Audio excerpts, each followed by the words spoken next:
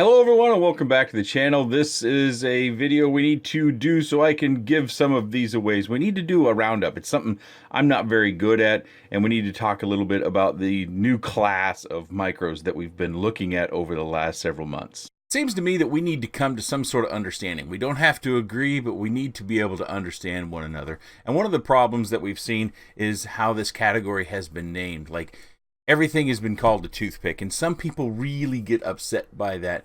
But I think instead of taking sides and having favorite names or something like that, if we can come to an understanding, I think we'll all get along a lot better. So this is my toothpick. Toothpick it's basically a carbon fiber frame. It's nothing against Bob's design or anything. We oftentimes name our quads after the frame, right? You know, the Marmot, the Copus. They have names and you kind of know what they are. Well, this is my toothpick, and this is my twig. And they kind of end up being all in that same sort of category, but I think we can understand that they're a little bit different. And I think that'll help us online or in the comment section of being able to discuss these things. So what I kind of want to do, and I want to know if you agree, is if we have something that's 40 grams dry or in that 40 gram marker, so it starts with a 4, so 49 on down, that maybe we should just call that a toothpick, even though we know that this is the toothpick, the toothpick. And anything over 49, 50, and let's say to 79 seems reasonable about there, because we're not going to get below 20 grams in something like this, so we give this 20 grams as well. We call that a twig. What do you think?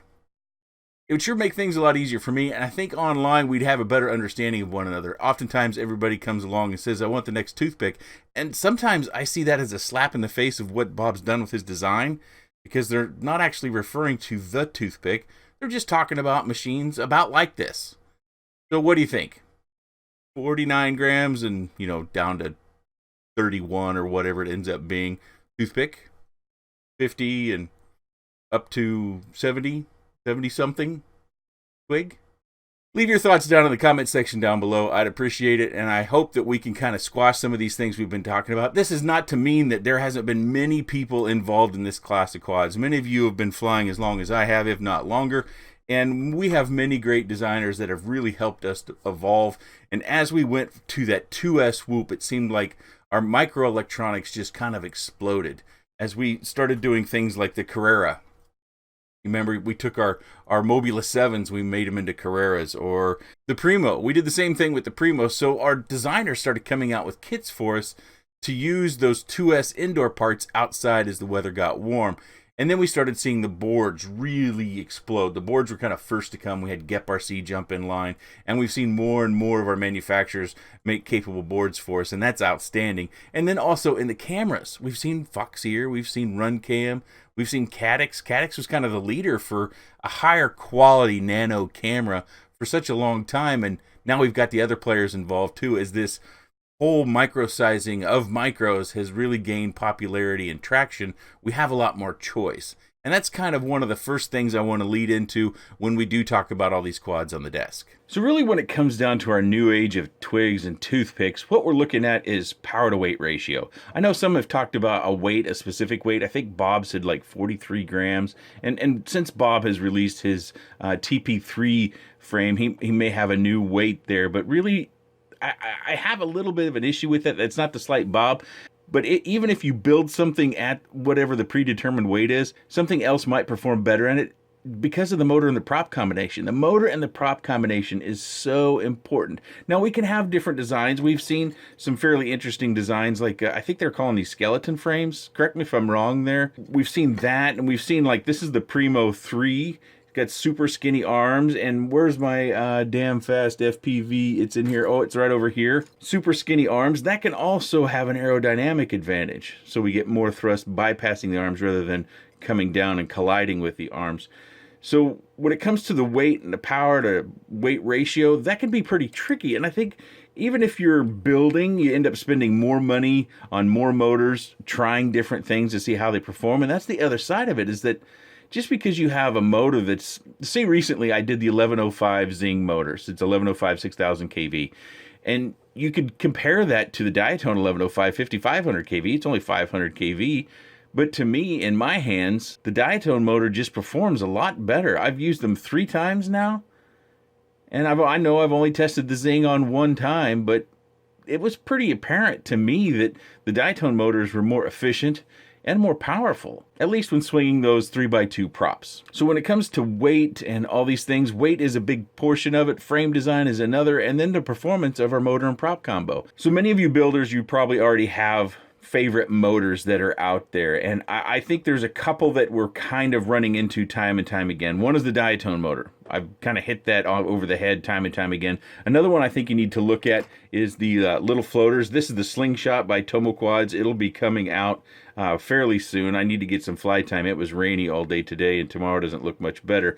But the little floater motors, they're pretty special little motors. Now, I don't care for these motors quite as much on the 3-inch blade. I prefer them on the 2.5-inch blade, but that's just me.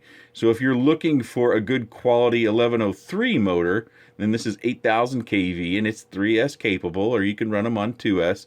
I would take a look at that motor. Another very capable motor in the 1103 category is the Diatone Mamba 1103. I've run them on 2 different machines, and if you're running them on 2S, if you got the 10,000 kV version like it's on this one, I think that's better fit for these props. But if you run the lower kV version, the 8,000 kV, I like the HQ 2.5 inch, or I think they're actually calling these 65mm T-style props. I prefer those just because they're more rigid at the high end on 3S. You don't get the prop doesn't deflect or deform nearly as much at the top end of the throttle. So that's why I tend to prefer these props. But on 2S, I like these props. And there are different thicknesses or flexibility or stiffness, whatever you want to call them on these. Generally speaking, the AndyRC props I find to be the most flexible, so I tend to find them to be my least favorite. Another very capable 1103, like it or not, these Happy Model motors, they're 1103, they're 8,000 kV. I really enjoyed them on this. And I've got them, oh, it's not built yet. There's another quad over there, and I didn't put the other one down on the desk here. But this is another motor you can look at. I know that not everybody can get all these motors all the time, depending upon your access to shops, especially if you're not inside the U.S., that sometimes you have to just buy everything from Banggood. Some people, I think, buy from Hobby King still. I haven't seen anything relevant come from Hobby King in a while. But this is another very capable. This is probably the most efficient 1103 motor that I have run. But it has a weird pattern for the motor holes. So if you are looking at those motors, make sure you can match the motor mounting pattern. Some of you have probably been eyeballing this thing. This is kind of from the days gone past. This doesn't fly worth a poo. But anyways, this is, those old Racer Star motors. Some of you that have been longtime subscribers remember I was probably flying these indoor on 2-inch props on 3D printed whooped or ducted machines that had a carbon fiber base plate. I did that for about, was that 2 years I did those? They were all builds, a lot from our independent designers. But this is the Newt from Ready Made RC. It's been around for quite a while. And the problem I think you have with this is you've got to have a very well balanced motor and prop. Otherwise you get vibrations and oscillations to the moon. Actually, this is my second iteration, and the first iteration flew better than the second iteration. So maybe one of these Racer Star motors, and these are not motors I would suggest, or the props out of balance. So I wanted to bring that up because it was sitting right dead center, and some people were probably wondering what the heck that is. So I'm going to remove it from the desk for now. Also, if you're looking to run this HQ 3x3 prop, I don't suggest this on 1103, at least for not the kind of flights that I like to have. It just seems like there's too much paddle there for 1103 motors. I've flown them. I've actually got a little deuce over here, which I like. It just doesn't give me the racing sort of flight style I like, and the immediate punch when I go over the house. I don't quite get that from that prop on an 1103 motor. It doesn't spin up quite fast enough for me, regardless 1103. So my preference when running this prop is going to be an 1105 or greater motor. And speaking of motors, now we're starting to see on these new line or new age micros in the twig category, as I've kind of called it for this video, we're getting bigger and bigger motors. I know Bob's got some new motors that he's got on his shop, fpvcycle.com. These GEP-RC 1206 motors. You might remember the first time we saw a motor in that 1200 series category.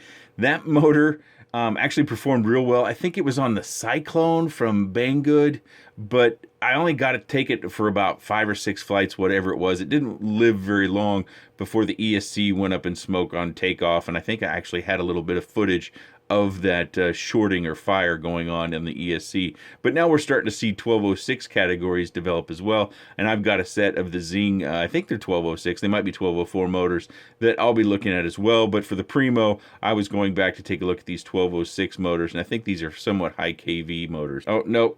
Stand corrected, these are the 4500 versions. I have the 6000 versions as well, but I'm going to start testing these.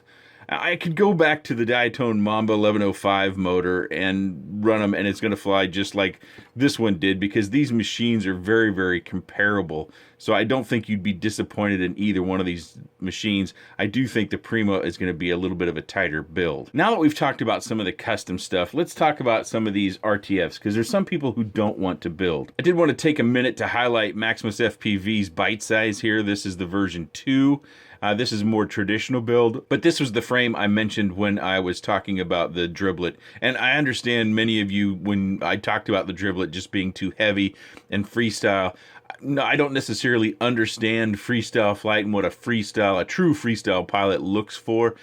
But on the driblet, this is off topic, but on the driblet, I felt that the throttle punch was so modest that even doing freestyle with it was going to be, because when you're doing freestyle, at least when I watch videos, you're usually going up, and then you're going down, and then you're going back up, and you're going back down. You're not going to be able to do that very many times in the driblet. The battery's just going to be zapped. If you try to power loop something, you're getting up on the throttle, then you're catching on the throttle. You can disagree with me. That's okay. That's something on this channel that's okay, is a disagreement. I just can't quite understand how that would work out with such a short flight time and heavy load on the machine. But the bite size is one that I would recommend for somebody who's looking at a 2-inch prop. If I were running this today, I would probably go with the Emax Avant props. They're a little bit more efficient and probably produce a little bit more punch. So in the RTF category, I'm not going to talk about all of them because we've reviewed them. I know I'm going to get down to a point where somebody's going to say, what's your favorite? But first, let's talk about this one. This is the HX100. This is a lot of fun, and I had a really good time on this quad. Unfortunately, the frame breaks, and I think what I would end up doing with this is transitioning it to the damn fast frame, which I've got a few spare frames of. And I think that we might even see a performance increase in transitioning these components to a frame with these super skinny arms like this. And then we also have the offset on the frame. If you happen to miss this video, I'll put a card in the top right hand corner. That was a fun little flyer. I really enjoyed this one, but this is also a very good flyer. It's one in my top category of ready to fly. So this might be a little bit unpopular. I know it has its flaws, but one of the things that I do like about a super light machine is just how agile it is, especially when you're flying in a space such as my backyard. And I really like the wide field of view of these sort of cameras. I know that's specific to me. That's my preference. I think it increases your sense of speed, and I've said that several times on the channel, but it's something that makes me feel like I'm going a lot faster than I really am, and it also allows me, something this light, to stop on a dime. So if I get out of shape, I can make a correction. I know that the frames have been breaking for some people. I think motor shafts are another problem, but on these 1102s, you could probably run the HQ 3x2 props on them if you're looking. If you've got a broken shaft, you can probably just do that. But this was one that kind of first in the RTF market came out, and Happy Model also released another one. I think this one is actually more feature rich and a better performer, and it's got a better camera in it, and you've got a DVR that's down in there, and the frame is going to be much more substantial. So while it probably can be broken, it's not going to break nearly as easy as it probably did for some sailfly people. Of course, mine, I never went back and put the retail canopy on mine. I use this 3D printed canopy. I figure it's going to be a lot more durable in a 3D print than even the retail canopy. But and these props, I actually struggled to tune different props on this machine, so I stuck with these props. Emax Avant props, they're very well balanced. They're pretty efficient and produce pretty good thrust as well. So that's something on your ready to flies, you might want to give those a try just to see how they feel to you and how you might enjoy them. We've got others down here that you might be looking at and you want to discuss. This will be coming up, but it's been reviewed a ton, and I'm sure you have all the information you need about this. This is the retail canopy I showed you earlier. I believe this is the 229. and this is the pre-production one, so they switched out the canopy and the camera for production. I actually prefer flying this over this right now, but of course you can't buy this one with the Goober canopy and this camera. You're going to end up getting one with this canopy and this camera, which many people enjoy, but again, it adds weight, so there's a difference in flight performance. I actually prefer this one over this one if you're wanting to know right now. Got the 120 RS and the 136 RS. This one went up in flames. Of course, I put bigger motors on it. If I remember correctly, this had 1103, like 10,000 kV motors on it, and one of them died on 3S flight. This is 3S and 4S as well. I just thought this one lacked a little punch, so that's not one that I will fly ever again. Probably it'll go into, it doesn't fly bad. That's something I need to probably should have said at the very beginning. It's very rare these things fly bad. We don't really run into that anymore. We used to 2+ years ago, where some products were just almost unflyable. Now the difference is relatively minor. It's either flight time or the efficiency, or it's how much punch or throttle or thrust it's got at the top end, or the overall weight, you know, which plays a role in all those things. But this is another frame, if you're building, I think would be fairly interesting. And I think, if I remember correctly, it had some jello. You can see I've got some VHB up there that I put on my camera, and that greatly helped with the jello. And then we've got the two full speed ones over here, named from the ToothPick name. I don't really consider this a ToothPick at all. I don't even consider it a twig. Just because it's more traditional. It doesn't have a nano-sized camera in it. It's got a traditional stack in it. It's got a traditional VTX in it. So I don't really even include this one in that ToothPick or twig categorization. I think this is just a harken back to a year and a half ago. I suspect these are Racer Star motors. They just don't perform all that well. While this is a reasonably good flyer, it's just not one of my favorites. I think the TPU canopy needs to be redesigned. You can see it's only got one screw hole down here. I think it needs to have two, at least two. Probably two would probably be best, actually, because if you get too many, we might get some weak spots in the carbon here. But two screws securing that canopy will avoid that wiggle and that bobble that you get. Especially, I saw it a lot on dives or catches from dives. This is the Eachine Tyro 69. I haven't flown it yet. I just put it together the other day. I need to scavenge a receiver and put that on there and give that a go. It'll be coming to the channel soon. But let's get back to my favorites. So in the moment, the Twig is my favorite, and this is a custom build, so you can't get these RTF, but again, Adam Baum can build you anything you want. I'll link below his Facebook page so that you can get in contact with him if you've got a custom build you want to pursue. He does it very reasonably, and he does an excellent job in the builds, as you can see in this. This one's been through rounds with me crashing it left and right, and it's, you know, it flies great. At this moment, I wouldn't want to compare it to the Primo 3 just because I've been swapping out motors on the Primo 3, trying to do some testing to see if we need to investigate these 12-0 whatever motors when we're running these 3-inch props, because the 1103 just isn't all that viable, in my opinion, on the 3x2 or 3x3 prop. So right now, the Twig is my favorite, but I suspect it could end up coming down to almost a tie between these two. Again, the builds are different. I find that the Primo build is going to be much more compact. Of course, Adam built this one for me, but by nature, the canopy is a little bit taller, so you should have more space inside for your components. As far as the ToothPick class, the true ToothPick class goes, I'd have to give it to this damn fast build. It's got that super wide FOV on the camera, which I like, and the performance is really, really good. I enjoy flying this quite a bit. This is one I won't be giving away. Matter of fact, I suspect I'm going to be building up a second one just in case I have a breakage or I just want to experiment with different components, but this is one I really enjoy. So in that class, this is my favorite. In the RTFs, running the 3x2 prop in the Twig class, as I've called it in this video, I would have to go with this. I think this is the 329. This flies really good. I'm a little bit concerned about this frame design. You know, if you get it hung up in a tree and it comes tumbling out, or it tries to tumble out, it might end up being caught much too much and not come out for you. And even turtle moding with this and all these little different spots. And you could say the same thing about the Larva X. You could say the same thing about the Cream Puff or the 229. You know, any of these kind of different than traditional four-arm designs, they could create a little bit of a difficulty when coming out of a tree. But you know, there's a risk with with these designs as well. We got extra space in there. So whenever you get hung up in a tree, I think we all know that it could be an adventure to get it back out. But this is currently my favorite in that 3x2 prop category for an RTF, which there aren't a lot out yet, but the Parrot, the HGLRC Parrot 120, I think runs this, and I haven't had an opportunity to fly that yet. I don't have that out here yet. I haven't even set it up out of the box. In that RTF category for the traditional toothpick style, those 40 grams and less, I would probably go with the HX100, and then I would buy the damn fast frame.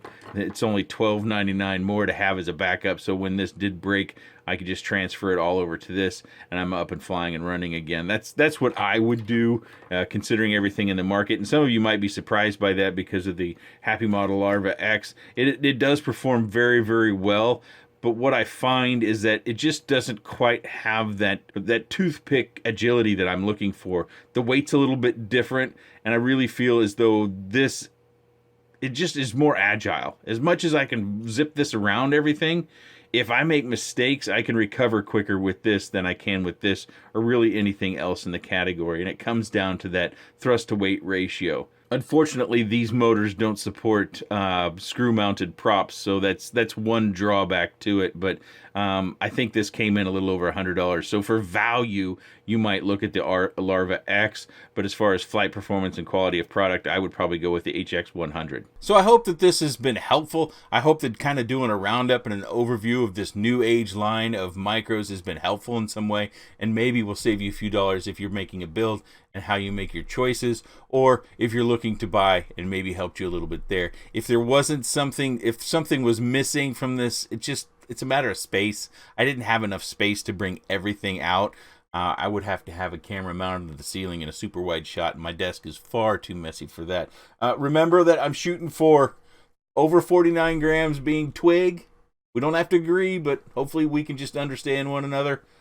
And 49 grams and under being toothpick. By the way, does anybody want to see my toothpick fly? If you do, leave a comment down below. Should be pretty easy to do. I've been running it for a while.